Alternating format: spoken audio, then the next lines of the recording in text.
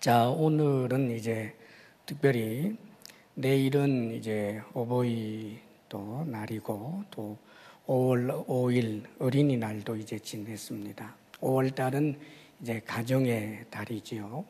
그래서 오늘은 특별히 우리가 예수 믿는 사람으로서 주님 안에서 부모와 또 자녀의 관계를 어떻게 형성하고 또 어떤 사랑의 관계를 가져야 할지를 오늘 말씀을 통해 배우려고 합니다.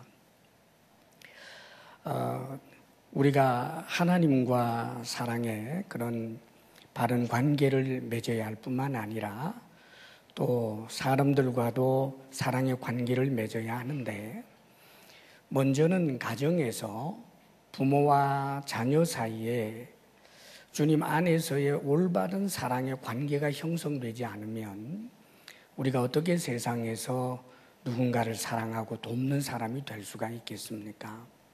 그래서 오늘은 특별히 하나님께서 주신 귀한 축복인 이 가정의 그런 행복이 될 수 있는 부모와 자녀 사이의 이 관계에 대해서 나눕니다. 오늘 말씀에 이렇게 먼저 명령하고 있지요. 자녀들아, 주 안에서 너희 부모에게 순종하라. 이것이 옳으니라. 부모님들에게 순종하라는 거지요. 우리가 기본적으로 부모님께 가져야 할 그런 태도는 부모님의 뜻, 부모님의 명령을 귓전으로 듣지 않고 그것을 이제 무겁게 듣고 또 순종해야 하는 그런 이제 마음으로 서 있어야 합니다. 이것이 옳다라고 이야기를 하고 있는데, 이것은 뭐 세상에서 소위 그냥 옳다라고 하는 그런 차원의 이야기가 아니고 하나님의 말씀입니다. 그러니까 우리는 그 하나님의 뜻이 그러하고 하나님의 말씀이 그러하니까 먼저는 부모님에게 순종하는 자세를 갖기로 일단 결단하고 시작해야 합니다. 그런데 물론 오늘 말씀에 보게 되면 주 안에서 너희 부모에게 순종하라 이렇게 권하고 있지요. 주 안에서라고 이 표현하는 것은 말씀을 벗어나지 않는 한 하나님의 뜻을 반하는 그런 부모님의 뜻이나 부모님의 명령이 아니라면 순종하는 것이 옳다는 거지요. 가령 뭐 그럴 일 없겠지만 부모가 우리에게 도적질을 뭐 하라고 권한다든지 사는 게 너무 어려우니까 그 직장에서 있는 어떤 지위를 이용해서 옳지 않은 일을 하는 것을 오히려 원하는 그런 부모의 뜻하는 바가 있다 할지라도 우리는 하나님의 말씀에 반하는 것이기 때문에 그럴 수 없다는 거지요. 또 예수 믿지 말아라, 교회 다니지 말아라, 그렇게 이제 부모님이 명령할 수 있습니다. 제가 경험한 일 가운데 제가 가르치던 어떤 청년이 아주 꽤 오래된 이야기입니다만 그 당시 전도사 시절인 저를 찾아와서 상담을 하는데 아버지가 아들 되는 자신을 불러놓고 아주 긴 시간을 당부를 하더라는 거예요. 이 아버지 소원이다. 그러니까 너 교회 가지 마라. 그러면서 그냥 얼마나 간곡하게 이야기하시는지. 그래서 저를 찾아와서 이럴 때 어떻게 해야 합니까? 아버지가 돌아가실 때까지는 교회 안 다니다가 나중에 돌아가신 다음에 뭐 교회 다니든지, 교회는 다니지 않으면서 아버지 예수 믿게 해달라고 그냥 숨어서 기도하다가 아버지가 예수 믿고 난 다음에 교회 나오는 게 옳은 거 아닌가요? 심각하게 그렇게 저에게 상담을 요청했던 것이 지금도 기억납니다. 그때 제가 해줬던 이야기가, 네가 만약에 아버지의 말을 듣고 교회를 다니지 않고 예배에 나오지 않게 되면 네 신앙 네가 장담하지 못하고 너는 너의 아버지를 구원시킬 수 있는 좋은 기회를 스스로 박탈하는 것이 될 수 있다라고 말했습니다.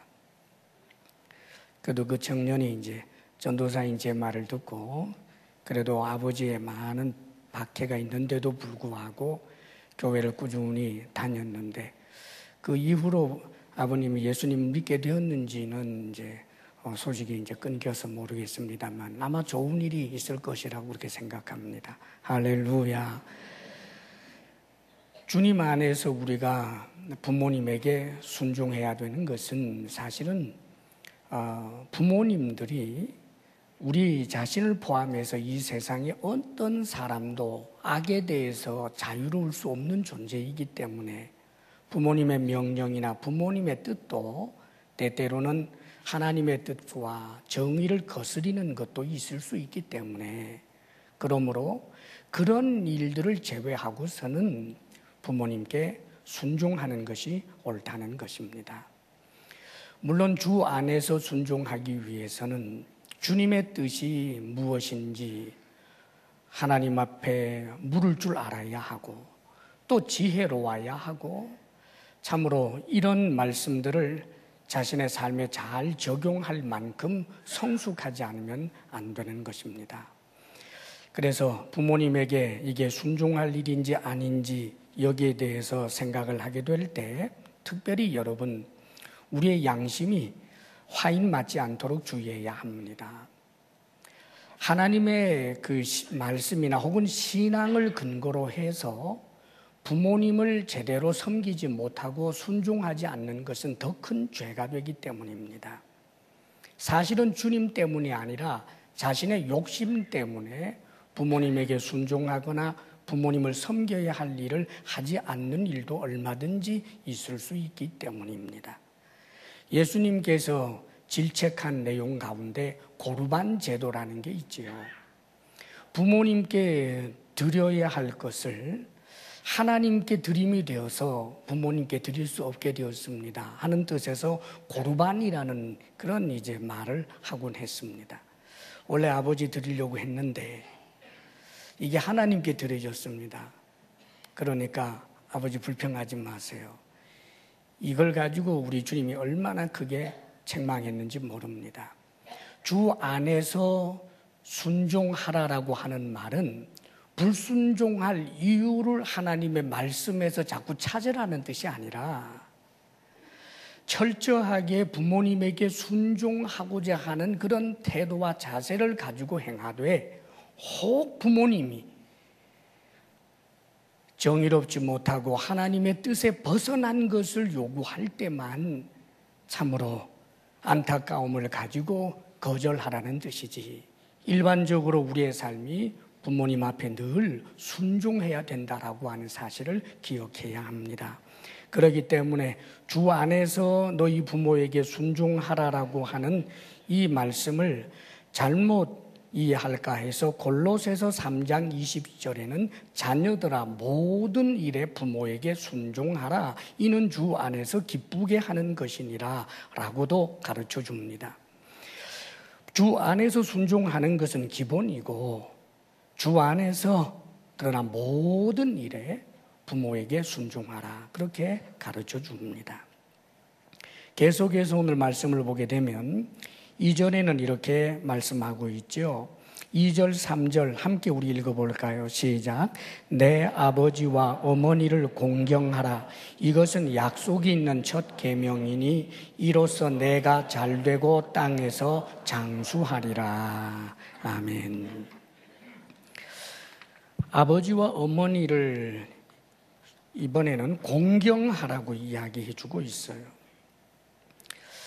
이 공경한다라고 하는 것은 그 사전적 의미 자체가 존경심을 가지고 순종하는 것, 몸가짐을 조심하면서 공손히 하면서 존경하는 것, 혹은 아주 귀하게 여기는 것, 그런 의미가 있습니다.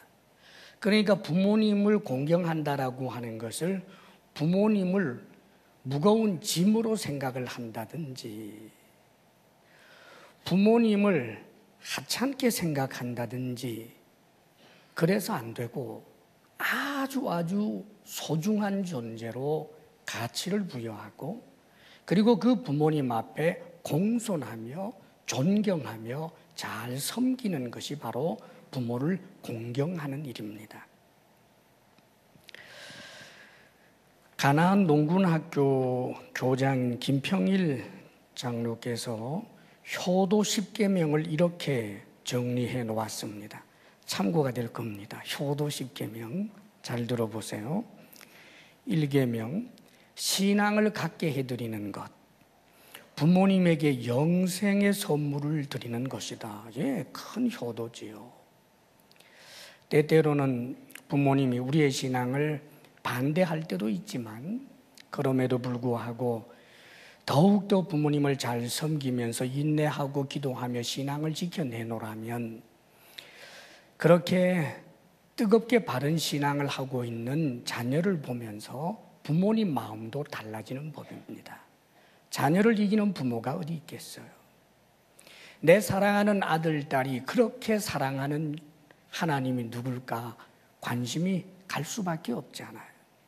우리가 부모님을 제대로 전도하지 못하는 이유는 부모님에게 우리의 신앙이 대수롭지 않게 보이기 때문입니다.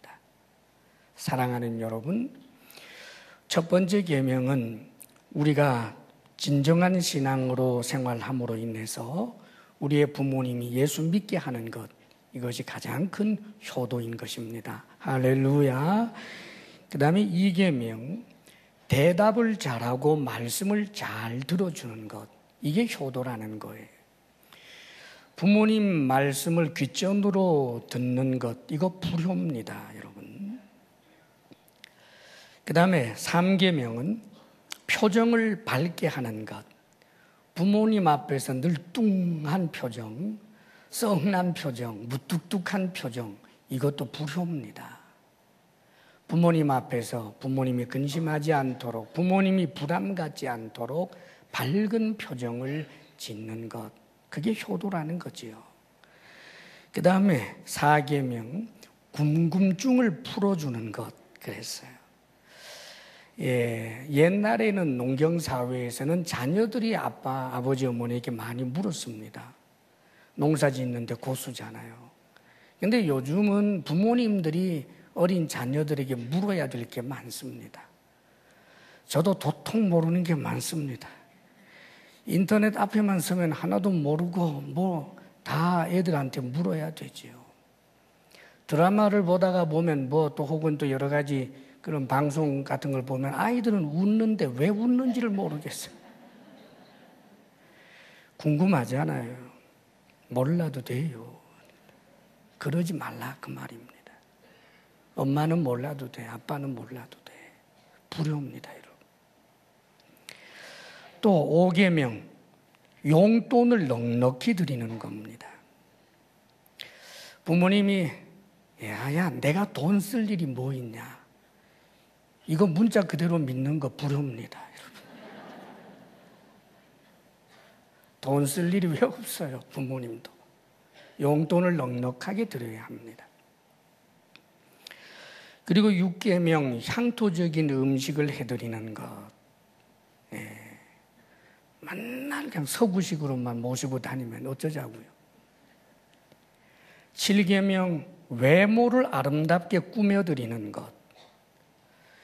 그렇습니다, 여러분. 부모님도 세련된 헤어스타일, 예, 세련된 옷 입고 싶어 합니다. 부모님들도 눈이 있어서 TV에서 잘 입고 나온 사람들 볼 때 흉내 내고 싶습니다, 여러분. 주책이라고 그럴까봐 못하는 거지. 자녀들 쪽에서 알아서 해주는 것이 효도입니다. 8계명, 일거리를 찾아드리는 것. 예, 부모님이 적적한 것 생각하고 부모님에게 맞는 적당한 일을 찾아드리는 것, 큰 효도지요. 9계명, 친구를 자주 만나게 해드리는 것.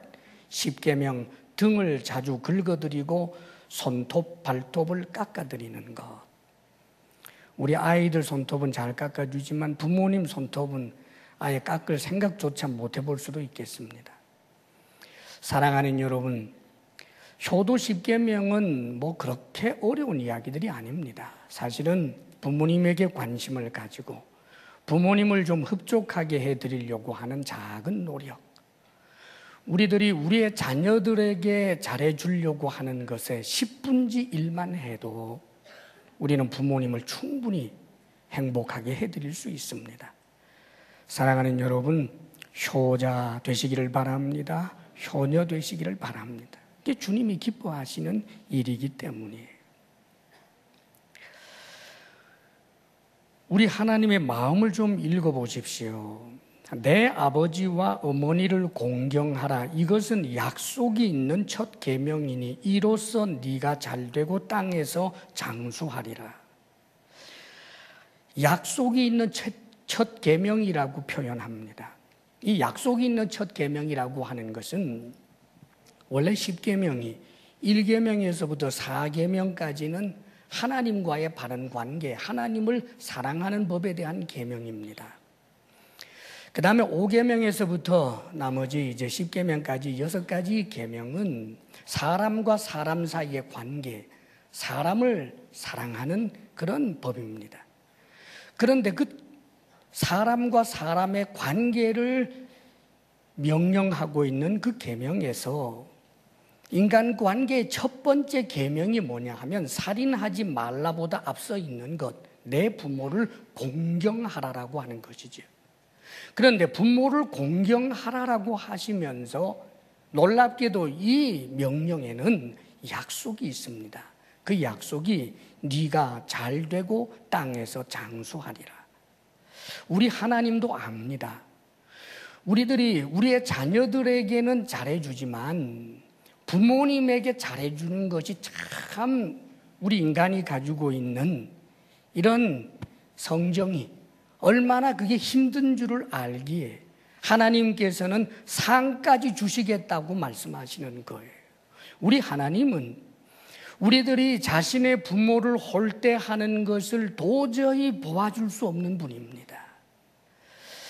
자신의 부모를 홀대하고 자신의 부모를 불경하게 대하는 것은 하나님 자신이 업수이역임을 당하는 것처럼 대단히 힘든 일로 보시는 거예요. 그렇기 때문에 여기에 대한 명령들이 얼마나 많은지 모릅니다. 너를 낳은 아비에게 청종하고 내 늙은 어미를 경히 여기지 말지니라. 만일 어떤 과부에게 자녀나 손자들이 있거든 그들로 먼저 자기 집에서 효를 행하여 부모에게 보답하기를 배우게 하라. 이것이 하나님 앞에 받으실 만한 것이니라. 또 신명기에 그 부모를 경홀히 여기는 자는 저주를 받을 것이라 할 것이요 모든 백성은 아멘 할지니라. 레위기 19장에도 너희 각 사람은 부모를 경외하고 나의 안식일을 지키라. 나는 너희의 하나님 여호와니라. 너희 각 사람은 부모를 경외하고 나의 안식일을 지키라. 부모님 경외하는 것과 하나님 예배하는 것을 동일선상에 놓고 명령하고 계시는 우리 하나님의 마음을 우리가 읽을 줄 알아야 합니다. 사랑하는 여러분, 우리가 부모님을 공경하고 부모님께 순종해야 할 이유들이야 1000가지 만가지 많겠습니다만 잊지 않아야 될 중요한 것 한 가지가 있습니다. 그것은 우리 부모님이 우리로 하여금 이 땅에 존재하게 할 수 있게 한 분이라는 사실입니다. 사랑하는 여러분, 이 세상에서 내가 존재하게 되었다.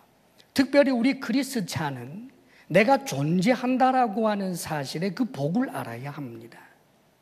내가 예수님을 믿는 자로 현재 존재한다라고 하는 것은 존재하지 않는 것의 행복과 비교할 수 없습니다, 여러분. 사랑하는 여러분, 예수 믿는 나는 어떤 존재가 된 것입니까? 영생을 소유하고 하나님의 영광에 참여하고 하나님의 자녀된 권세를 누리며 저 천국을 우리가 하나님과 더불어 누리게 되는 가장 복된 존재가 하나님을 믿는 우리들 아닙니까? 그런데 여러분, 내가 존재하지 못한다면, 내가 살아있는 존재가 아니었다면 어떻게 이런 복을 누릴 수 있겠습니까?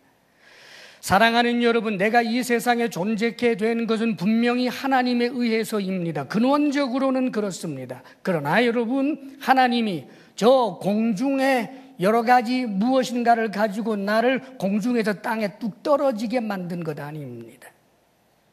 땅에 있는 흙으로 나를 다시 아담 만들듯이 그렇게 만들어서 내가 존재케 된 것 아닙니다. 내가 이 땅에서 존재하게 된 것은 아버지와 어머니를 통해서 존재하게 된 것입니다. 그러므로 사랑하는 여러분, 예수를 믿지 아니하는 사람도 그 존재케 한 것에 대해 감사해야 할 터인데, 우리는 존재함으로 인하여 엄청난 은혜와 복을 받게 되었는데, 그런 축복의 통로가 되어준 우리 부모님을 늘 감사히 여기고 존경하고 사랑하고 섬기고 공경하는 것은 지극히 마땅한 일입니다. 사랑하는 여러분, 주의 은혜가 크다고 느껴집니까? 그렇다면 여러분으로 하여금 이 땅에 살 수 있게 한 부모님, 나를 태어나게 하고 어린 시절 나를 거두어 먹여준 그 부모님을 공경하는 것은 마땅한 일입니다. 사랑하는 여러분, 우리 부모님은 분명히 지금도 우리에게 복의 통로라는 사실을 잊으면 안 됩니다. 내가 어린 시절 이 땅에 태어난 것도 부모님의 은혜였고, 어린 시절 엄마의 젖을 먹고 자라고 아버지와 엄마의 돌봄을 받으면서 우리가 살았지요. 부모님이 우리에게 복의 통로였습니다. 성인이 되고 난 다음에 부모님은 필요 없을까요? 아닙니다, 여러분. 부모님은 지금도 여전히 우리에게 복의 통로입니다. 왜요? 하나님이 부모님을 복의 통로로 삼고 계시기 때문입니다. 사랑하는 여러분, 내 아버지와 어머니를 공경하라. 이것은 약속이 있는 첫 계명이니 이로써 네가 잘되고 땅에서 장수하리라. 사랑하는 여러분, 부모님을 공경하면, 그렇다면 나는, 하나님께서는, 당신께서는 우리들을 잘되고 땅에서 장수하도록 하겠다는 거예요. 다시 말하면 부모님을 복의 통로로 삼아서 부모님을 공경하는 이에게 이 땅의 복을 주겠다고 복의 근원이 되시는 우리 하나님께서 약속하고 계시는 말씀입니다. 이 말씀을 허투루 듣지 마십시오, 여러분. 부모님은 이제 장성한 내게 있어서 너무나 혹덩어리라고 생각해서는 안 됩니다. 부모님은 이제 내가 경제 활동을 해서 번 돈 가운데 일부분을 빼앗아가는 그런 존재라고 생각해서는 안 됩니다. 부모님은 여전히 우리에게 복의 통로입니다. 부모님을 잘 공경할 때, 사랑하는 여러분, 부모님으로 인하여 여러분들이 복을 받게 되는 것입니다. 이 말씀은 하나님이 하셨다는 것을 잊지 마십시오. 그것도 계명으로 주신 것입니다. 성경에 유다라는 사람이 있어요. 유다.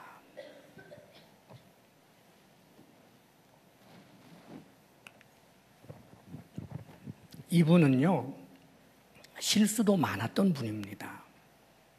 그런데 복 받았어요. 근데 유다가 복 받은 이유가 뭐 그렇게 탁월한 게 없습니다. 그런데 성경을 읽다가 보면 아주 탁월한 것 한 가지 발견할 수 있습니다. 그게 부모 공경이었어요. 원래 유다의 아버지는 야곱입니다. 야곱에게 12아들이 있었지요. 그런데 이 배달은 그런 이제 형제들이 12입니다.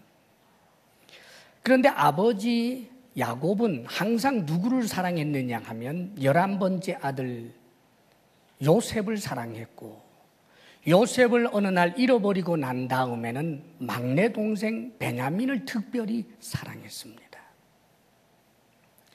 자, 그런데 성경에 보게 되면 세월이 많이 흘러서 하여간 엄청난 가뭄이 왔을 때 애굽에 가서 이제 양식을 사오게 되는 그런 과정입니다.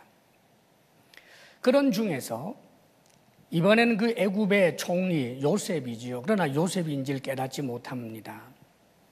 그래서 그 요셉이 요구하는 대로 아버지를 설득을 해서 막내 동생 베냐민까지 데리고, 그리고는 형제들이 양식을 사기 위해서 애굽에 간 거예요. 그런데 이 총리, 애굽의 총리의 그런 시험이지요. 시험입니다. 요셉이 한 일이니까.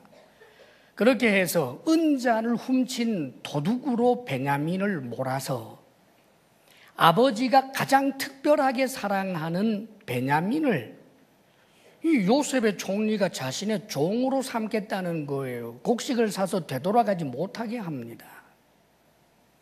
그럴 때 사랑하는 여러분, 유다가 놀라운 결단을 해요. 아버지는 나 유다보다 베냐민을 더 사랑한다는 걸 압니다. 내가 여기 종으로 억류되어도 아버지는 살 수 있지만 막내 베냐민이 종으로 억류되게 되면 아버지는 죽을지도 모른다는 생각을 합니다. 이 생각하면 씁쓸할 것 아니에요. 사랑하는 여러분, 그런데 이 유다가 아버지의 뜻을 그냥 그대로 받들어요. 아버지의 마음을 그대로 헤아려 드려요. 그래서 나서는 겁니다. 저 막내인데 베냐민이 가지 못하면 우리 아버지는 분명히 죽습니다. 그러니 제발 총리님, 저를 노예로 삼아주시고 저 막내 베냐민은 좀 돌려보내달라고 그렇게 사정을 하게 되지요. 사랑하는 여러분, 이게 효도입니다. 분명히 아버지의 지금까지의 편에는 바른 것이 못 됐습니다. 아버지에게 대하여 불순종할 만한 이유는 충분히 있었습니다. 그럼에도 불구하고 불순종할 이유를 찾은 것이 아니라 어쨌든 아버지가 슬퍼하고 또 슬퍼할 것을 생각하며 아버지의 슬픔을 조금이라도 덜어드리려고 한 이 유다의 행위, 이것이야말로 효도입니다. 이 일로 인하여 유다가 어떤 복을 받아요? 요셉과의 화해가 유다의 이런 효성지극한 태도로 인하여 당장 나타나게 되고, 그리고 나중에 이 온 이스라엘 집안 사람들이 이집트에 옮겨와서 살게 되는데, 나중에 아버지 야곱이 죽으면서 하나님 앞에 예언적 축복 기도를 하게 될 때 유다를 위해서 했던 기도가 이런 기도였습니다. 통치자의 지팡이가 네 발 사이에서 떠나지 아니하며 형제들의 찬송이 될지라. 얼마나 큰 축복을 빌었는지 몰라요. 통치자의 지팡이가 떠나지 않는다, 왕이 된다는 이야기 아닙니까? 유다 지파에서 왕이 나오고 다윗입니다. 그리고 그의 후손들이 유다 왕국의 역대 왕들이었습니다. 모두 유다 지파 사람들이었습니다. 뿐만 아니라 왕 중에 왕이신 예수 그리스도도 유다 지파를 통해서 이 땅에 오셨습니다. 할렐루야.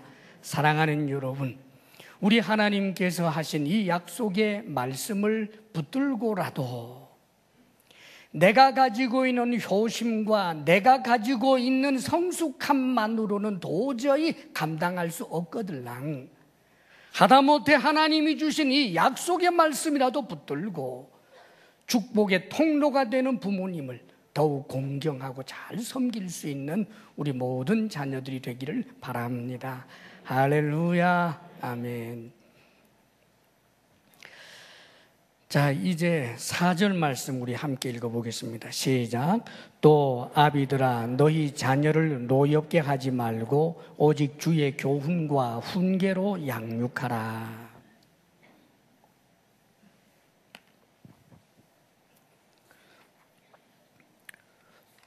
우리가 부모님을 잘 공경하면서 동시에 또 우리가 해야 할 일들은 아비들로서는, 부모들로서는 자신의 자녀를 노엽게 하지 말고 주님의 교훈과 훈계로 양육해야 한다라고 하는 것을 가르쳐 줍니다.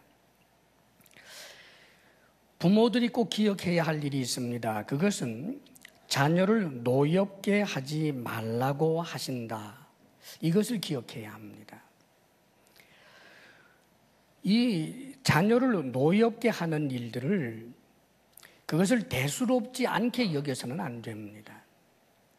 나는 부모고 너는 내 자녀이기 때문에 너는 무조건 내게 순종해야 한다라고 하는 것만 붙들고 자녀가 자녀이기 때문에 순종은 했다 할지라도 마음에 계속해서 분노와 원망과 그런 아픔과 실망이 가득한 채로 내버려 두는 것은 부모가 부모답지 못한 자세입니다.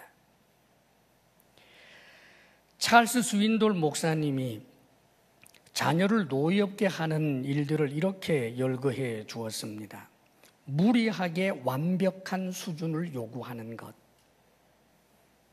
그럴 때 너무 많잖아요. 나는 공부 못했는데 니는 공부 잘하라고. 사소한 잘못을 가지고 계속 잔소리하는 것. 매년 했던 말 또 하고 또 하고. 표현의 자유나 성장의 여지를 주지 않는 것, 격려하거나 인정해 주지 않을 때 자녀들은 칭찬받고 싶은데 칭찬하지 않고 인정해 주지 않고 격려해 주지 않는 그런 모진 아버지 어머니, 엄한 분들 앞에서 자녀들이 노엽게 된다는 거예요. 가혹하고 매정하게 꾸짖거나 학대할 때 또 사람들 앞에서 창피 주는 것, 훈육의 일관성이 없는 것, 어떠한 자녀를 편애하는 것 등 여러 가지 이 자녀가 마음으로부터 분노하게 하는 그런 일들인 이런 것이다 라고 정리를 해 주었습니다. 사실 이 자녀들을 바르게 가르치는 데 대해서 이런 전문가들의 의견들이 좀 있지요. 제가 좀 보니까 못 참는 아이 욱하는 부모라고 하는 책을 쓴 오은영이라고 하는 분, 소아청소년 클리닉 원장이시지요. 그래서 별명이 국민 육아 멘토라고 그렇게 불리우는 분입니다. 이분은 이렇게 권합니다. 자녀를 자신의 분신이나 소유로 여겨서 자신의 꿈을 강요하는 것. 이게 부모로, 이 자녀로 하여금 분노케 한다는 거예요. 자녀를 있는 그대로 받아들이지 못하는 것. 이것도 자녀로 하여금 분노하게 한다는 거지요. 용서의 부족과 지나친 완벽주의가 소통의 단절을 가져오고 자녀를 낙심하게 한다. 이런 충고들을 해주고 있습니다. 자녀에 대한 영상이 하나 있습니다, 여러분. 한번 보시죠.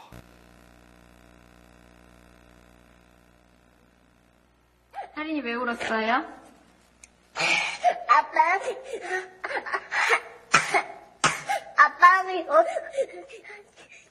결혼 못했어. 아빠랑 왜 결혼 못해?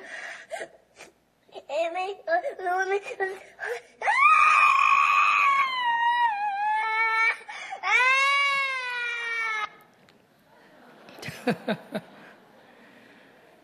이쁘죠? 지금 저 또래에 이제 그 자녀가 있는 부모님들은 아마 저걸 더 깊이 느끼고 있을 테고, 또 지금 사춘기 시절에 자녀를 두고 있는 부모님들은 옛 추억을 좀 생각해 보면 지금 저렇게 욱하고 대들고 소리 지르는 아들, 딸이 어릴 때는 참 이뻤는데 하는 추억에 아마 사로잡힐 겁니다. 이제는 함께 늙어가는 아들, 딸을 보는 그런 부모님도 생각해 보면 이제는 그렇게 듬직하고 사회적으로 무게 있는 사람이 되었어도 그 어린 시절 귀여웠던 모습들이 아마 생각날 겁니다. 부모에게 있어서 자녀는 하나님이 주신 얼마나 귀한 선물인지 몰라요. 사실은 부모가 자녀에 대해서 가져야 될 가장 기본적인 태도는 자녀를 그 자녀 자체로 소중하게 여길 줄 아는 마음이 있어야 합니다. 보통 자녀를 망치는 것은 부모의 욕심 때문이지요. 우리가 아무리 정당한 훈육을 했다고 해도 자녀가 받아들이지 못하고 분노하고 있고 원망하고 있거나 혹은 낙심하고 있다면, 사랑하는 여러분, 나는 부모로서 마땅히 해야 할 훈육을 했다라고 하는 것으로 넘어가겠습니까? 화초를 기르는 사람이 화초에게 물이 필요하고 비료가 필요하다라고 하는 것을 알기는 아는데 정확하게 몰라서 계속해서 물 주고 계속해서 비료 줘서 화초를 망쳤으면 그 책임이 화초를 기르는 이에게 있는 것처럼, 내 딴에는 내가 바른 훈육을 하고 바른 교육을 한다고 생각을 해서 했지만 그것이 자녀들에게 유익이 되지 못하고 원망과 분노로 그렇게 자리매김을 한다면, 사랑하는 여러분, 도대체 누구를 위한 훈육이며 누구를 위한 가르침입니까? 부모는 자녀와 소통할 줄 알아야 하고 매듭을 풀어낼 줄 아는 능력이 있어야 합니다.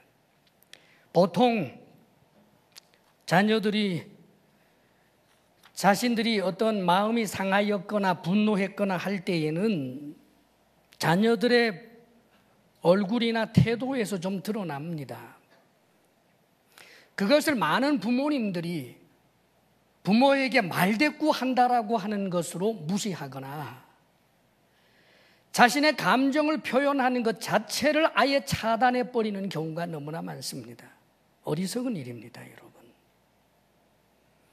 여러분의 자녀는 그렇게 어리석지 않습니다, 사실은. 분노할 때는 분노의 이유가 있고 섭섭해할 때는 나름대로 섭섭해할 때가 있는 것입니다. 사실은 때때로 우리 부모들은 자녀를 나무랄 때 내가 정확하게 정말 바르게 판단해서 나무랬다고 생각을 하지만 어떤 경우에 오해로 나무랄 때도 많고, 꾸지람을 듣는 자녀 입장에서는 억울할 때도 있다라고 하는 사실, 다시 말하면 부모된 우리의 실수가 있을 수 있다라고 하는 사실을 겸손하게 받아들일 줄 알아야 합니다. 그러므로 사랑하는 여러분, 자녀를 교육하는 데 있어서 채찍질을 하고 회초리를 대는 것이 옳으냐 마냐 그런 이야기들을 합니다마는 사실은 여기에 무슨 정답이 있는 것 아닙니다. 회초리로 때렸다고 할지라도 자녀가 엄마가 아빠가 나를 때리는 것이 나를 사랑하기 때문이다라고 하는 것을 느끼고 오히려 더욱더 엄마 아빠에게 다가오게 된 것이라면 그 회초리는 잘못된 게 아니지요. 우리가 좀 더 민주적으로 가르친다라고 해서 계속해서 방임만 하였다가 오히려 그것이 아이에게 좋지 않은 작용을 해서 아이가 제멋대로 방종하는 사람이 될 수도 있기 때문에, 사랑하는 여러분, 어떤 한 가지 원칙만 가지고 우리가 이야기할 수는 없습니다. 사실은 너무너무 어렵습니다, 여러분. 그래서 성경은 중요한 것 한 가지 사실을 가르쳐 줍니다. 오직 주의 교훈과 훈계로 양육하라. 무엇으로 양육하라고요? 주님의 교훈과 주님의 훈계로 양육하라고 말씀합니다. 여기에는 우리 부모들의 믿음이 필요해요.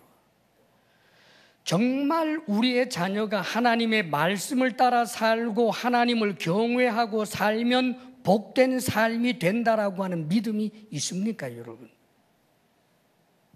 정말 내 자녀가 공부 잘하는 것이 미래가 밝은 것입니까? 아니면 하나님을 잘 섬기는 것이 미래가 밝은 것입니까? 가슴에 손을 얹고 생각해 보십시오, 여러분. 하나님의 말씀을 따라 바르게 살고 청결한 마음을 가지고 주님의 가치관으로 사는 자녀의 미래가 밝은가? 아니면 이 경쟁 사회에서 한 가지라도 영어라도 더 잘하고 수학이라도 더 잘하고 공부 잘해서 영재 교육을 시켜서 그래야 그 아이의 미래가 밝은가? 어느 쪽입니까? 대한민국 엄마 구하기 저자 박재원이라고 하는 분이 그가 상담한 그 내용 가운데 아주 좀 충격적인 내용을 전해주고 있지요. 자신감에 넘치는 엄마. 어떤 엄마였느냐 하면 자신의 그런 그 정보력에는 문제가 없고 아이가 자신을 잘 따라와 주기만 하면 된다라고 생각하는 그런 엄마. 엄마로서 아이에게 최고의 교육 환경과 기회를 제공하고 있다는 생각이 아주 분명한 자신의 정보력을 바탕으로 아이를 키우는 결과 아이가 영재가 되었다라고 하는 그런 믿음이 굳건한 엄마 이야기. 그 아이가 영재라는 소리를 주변으로부터 들었기 때문입니다. 걸음마를 시작할 시절부터 최신 교구가 쥐어졌다고 그래요. 한글을 떼자말자 유아용 전집 모두 읽게 했다고 그럽니다. 영어 유치원 다녔고 여러 체험학습 프로그램 참여시켰답니다. 초등학교에 입학하기 전에 어학연수도 외국에 다녀오고 한자 급수 검정 이 자격증도 땄고 각종 경시대회에 참가하고 그래서 어느덧 주변으로부터 영재라는 소리를 듣는데 선생님하고 상담하는 이 아이가 나는 엄마에게 복수하고 싶어요. 사랑하는 여러분, 잘못하면 괴물 만들 수 있다 그 말입니다. 경쟁에서 이기기만 하는 그런 인간 만들어 세워놓고 그래요, 좋은 대학 가고 좋은 직장 갔다고 하십시다. 과연 행복할까요? 문제는 하나님을 경외하고 천국이 있는 것을 믿고 살아가는 우리가 하나님이 복의 근원이시고 하나님께서 모든 것을 주실 수 있는 분이다라고 하는 것을 믿으면서도 정작 자녀 교육에서는 신앙 교육보다 영어 수학 교육이 더 중요하다고 생각하는 부모님들. 사랑하는 여러분, 그것은 얼마나 가슴 아픈 일인지 모릅니다. 사실은 어느 누가 자기 자식을 잘 가르칠 수 있다고 장담하겠습니까? 어느 누가 자식 농사 잘 지을 수 있다라고 장담할 수 있겠습니까? 솔직히 전문가들 이야기를 듣다가 보면 불안해지지요. 지금 사춘기 아이가 형편없이 지금 굴고 있는데 가만 전문가 이야기를 들어보니까 4살 이전에 뭐가 다 형성이 됐다면서요.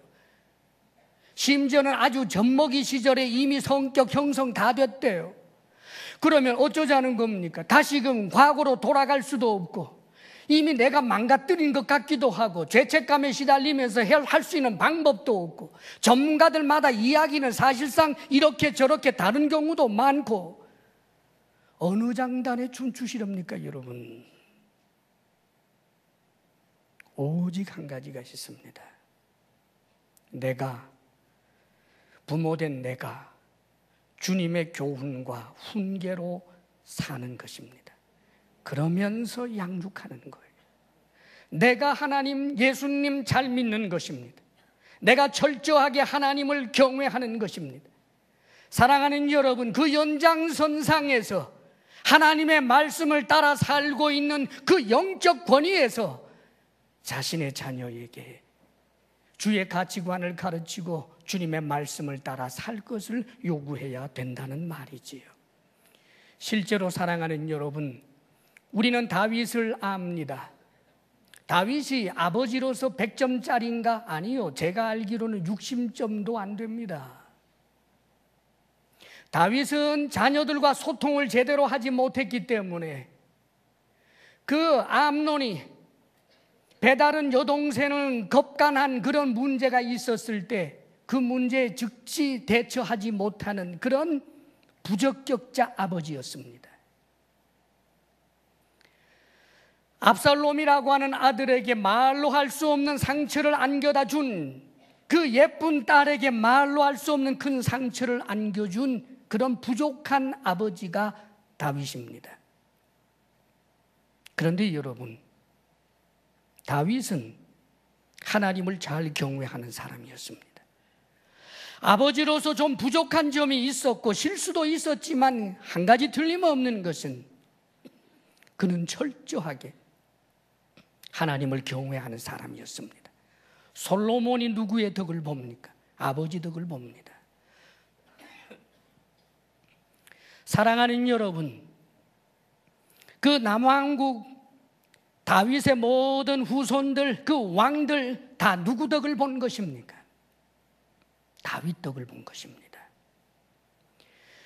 그들 중에 악한 자들도 있었지만 그러나 다윗이 철저하게 하나님을 경외하게 된 그것이 너무나 크고 신령한 물줄기가 되어서 그들의 자녀 손손 대대로 큰 유익을 안겨다 주었습니다. 이것은 조금 전에 말한 야곱도 마찬가지지요. 야곱이 아버지로서 분명히 편애했던 사람입니다. 현저한 실수가 있었던 사람이지요. 그러나 야곱은 하나님을 경외하는 사람, 하나님의 말씀을 따라 살기 위하여 최선을 다하는 사람. 사랑하는 여러분, 그래서 그의 후손들이 복을 얻게 된 것 아닙니까? 그렇기 때문에 오늘 우리에게 말씀해 주시고 있는 성경 가운데 예레미야 애가 2장 19절에 이렇게 권해주고 있습니다. 초저녁에 일어나 부르짖을지어다. 내 마음을 주의 얼굴 앞에 물 쏟듯 할지어다.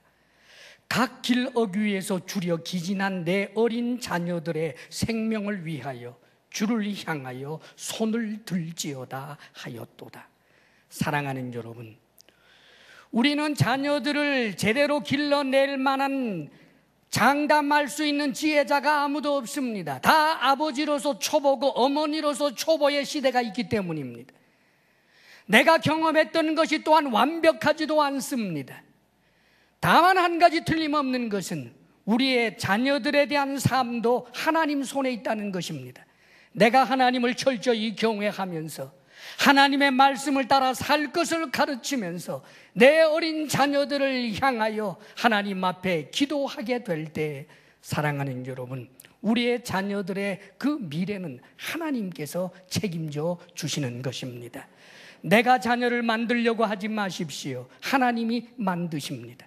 사랑하는 여러분, 하나님께서는 우리의 자녀에 대한 가장 좋은 계획을 가지고 있습니다. 이것을 확신하고 먼저 부모로서 자녀들에게 항상 하나님을 경외하는 본을 보이고 하나님 말씀을 따라 가르치며 자녀를 위하여 끊임없는 기도하는 부모들이 되시기를 주의 이름으로 축원합니다. 아멘. 기도하겠습니다.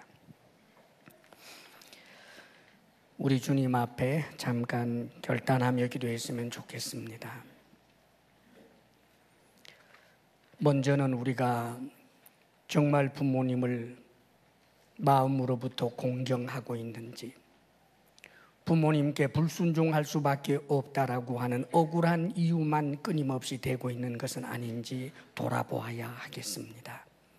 부모님은 우리의 복의 통로라는 사실을 잊지 마십시다.